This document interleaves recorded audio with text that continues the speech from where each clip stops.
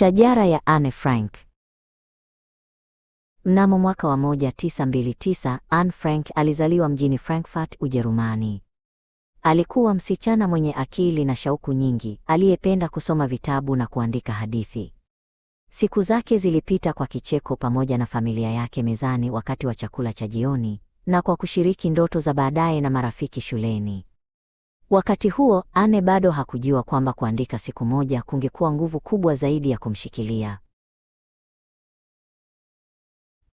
Mnamo mwaka wa 1933, Hitler alipokuja madarakani, ubaguzi na mateso dhidi ya Wayahudi yalianza.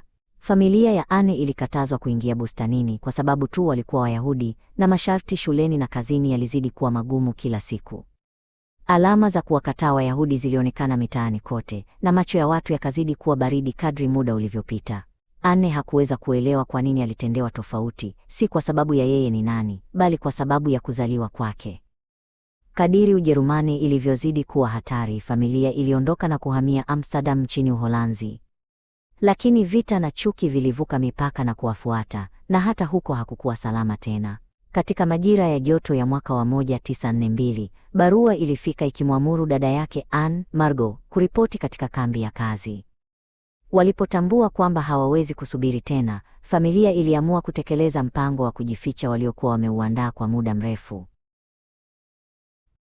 Ng'ambo ya mlango uliokuwa umefichwa kama rafu ya vitabu, palionekana nafasi nyembamba na yenye giza.